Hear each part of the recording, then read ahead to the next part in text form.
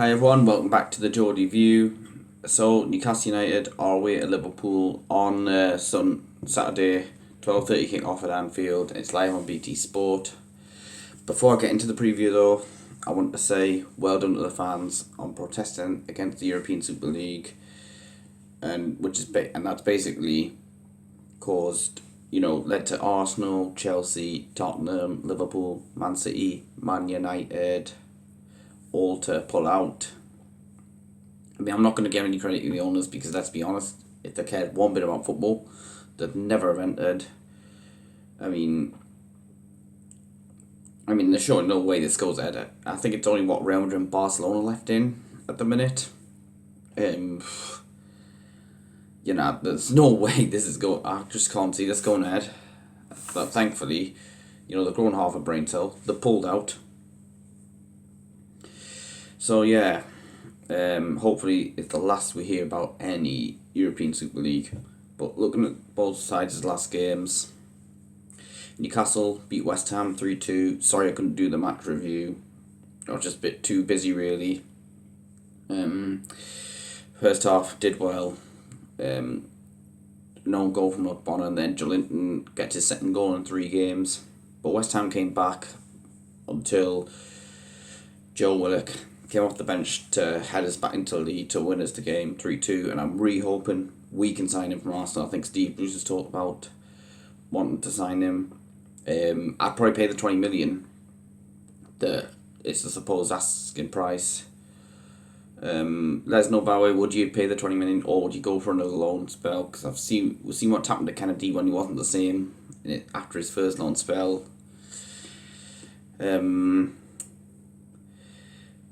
For me, I think I'd sign him, get rid of Hendrick, get rid of Shelby, then maybe promote another one of the youngsters from the midfield. So looking at both, as for Liverpool, they got held 1-1 by Leeds United, took the lead, but then Leeds United equalised late on. That was a good chance for Liverpool to move back into the top 4 after we beat West Ham. So, looking at the table, we are currently 8 points ahead of Fulham, and Fulham don't play this weekend. This is our game in hand. Fulham were meant to play Tottenham, but Tottenham are playing in the Carabao Cup final. So if we win this game, 11 points ahead of Fulham with 5 games to go, you cannot see them catching us.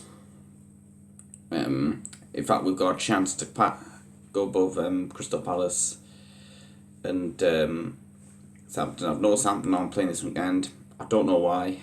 I think they were meant to play Manchester City, but Manchester City are also in the cup final. But that game was played last month. So I believe, because I noticed they played the same amount of games as us, but I remember actually they've still got to play Palace. I think because they should have played them last weekend, but for the FA Cup semi-final against Leicester. Crystal Palace have got Leicester City on Monday night, so we can go above them before that game on goal difference. But of course, Brighton and Burnley can catch us if we don't get anything at Anfield. And Brighton have got a good chance against Sheffield United away. But then again, Sheffield United might turn up, given that they're already relegated. It just seems to happen. Anyway, we'll go into the team news. So for Liverpool, they've still got Jordan Henderson out. Still got Matip, Gomez, Kelleher, Van Dijk, Origi out the game. I mean, they really missed Van Dijk this year. Nathaniel Phillips says, I think he's out this game. Curtis Jones coming back for them. As for Newcastle, we've still got Ryan Fraser, Jamal Lascelles, Fabian Schär, and Isaac Hayden out. Carl Dawes also out because I've noticed he wasn't even on the bench against West Ham. Not that it makes much difference because of Dubravka. Saint-Maximin should be fit to play after he came off last weekend. Maybe Steve Bruce had learned his lesson and took him off instead of just letting him aggravate the injury. So players to watch out from Liverpool. We'll have to start off with Mohamed Salah. Man, what a signing he made. I mean, I just thought, the Braun Chelsea flop, and then he's just proven everybody wrong. Golden boots, helped him to the Champions League, Premier League titles. Don't think I need to say much more about him. Sadio Mane, another top player who they bought from Southampton. And I think he scored, both games last season against us. Roberto Firmino, maybe he's, past his peak years. But I think if he's on his game, then he could be dangerous. Yes, he doesn't really score many goals, but his link-up play, honestly, they can be very good. Trent Alexander-Arnold will be threat from the right-hand side, from right back. Similar with Andy Robertson coming in from left back. And finally, Diogo Jota. Liverpool really suffered about him this season. But I just think that maybe they need to bring in one or two new strikers as a backup to Jota, because he is injury prone. Shown it last season at Wolves. But when he has played, he's been excellent. And I'm expecting him to score this weekend. Since he's come back in the side, they've looked so much better. They took Arsenal apart a few weeks back. So looking at the strengths and weaknesses of Liverpool, they're going to attack down the wings, creating long shot chances, just creating chances in general.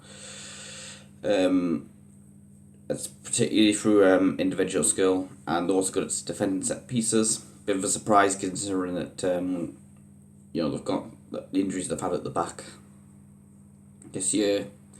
Weaknesses: stopping the opposition from creating chances. So if we can get in those attacking areas, we can really hurt them. Aerial duels. So maybe Andy Carroll could be a good option off the bench, since you are allowed 9 subs.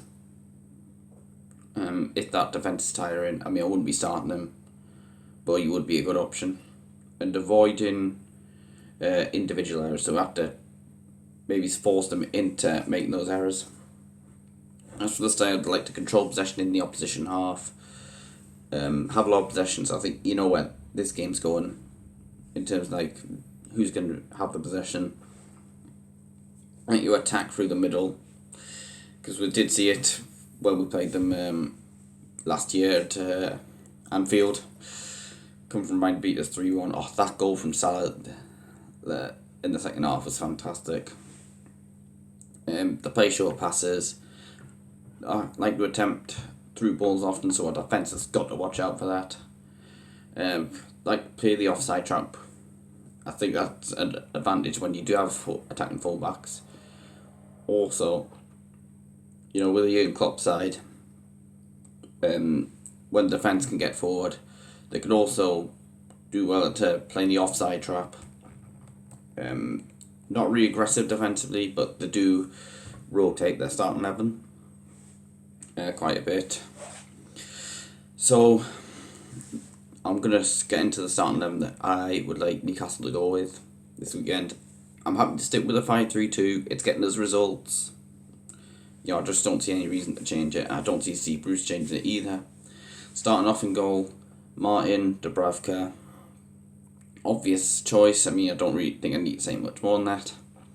Right wing back, Jigger Murphy.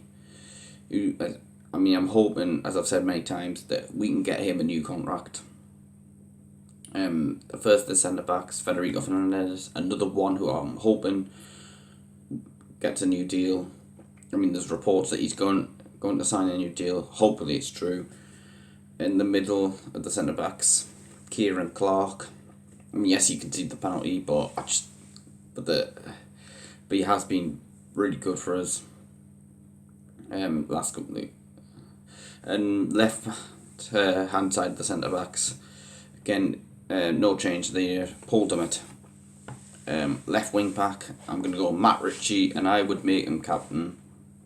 Give him the passion that he's shown. Maybe he's put that thing aside with Steve Bruce, and to help us stay in the Premier League. So look, on midfielders, first, the change I'm going to make here is going to be Joe Willock for John Joe Shelby. Willock, I mean, what's he done to deserve not to start? I mean, you surely got to start him 2 goals in 2 games for him because he didn't play against Burnley. I mean, I can see him maybe taking Sean Longstaff out, but I'd rather he was in for Shelby.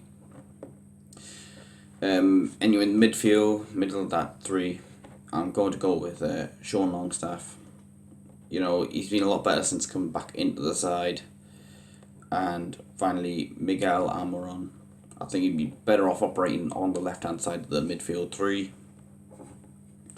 So up top, firstly, I'm going to go with Saint-Maximin because I think he will be fully fit. And alongside him, I'm going to go with Joe Linton. You know, he's got a goal. I mean, yes, you could argue Callum Wilson, but with Joe Linton getting a goal, I don't think it'd be fair to drop him. I'd maybe have Wilson again as an option off the bench. So that is my starting 11. Let us know yours. What changes you'd make. In terms of my score prediction, I'm going to say 2-1 win for Liverpool, but I wouldn't. But you know what it is? We could get something potentially. I mean, this early kick-off things worked quite a bit recently, so I'm hoping it works in our favour again and that we can go to Anfield and get ourselves a result. I mean, I'm not nervous for this game because, you know, Liverpool are expected to win and we've got a healthy gap. And we will have a healthy gap regardless of the result. But I do think we'll lose this game. Anyway, thanks for watching. Don't forget to hit like, subscribe to my channel. Check out my social media pages in the description below. Thank you for watching and I'll see you later.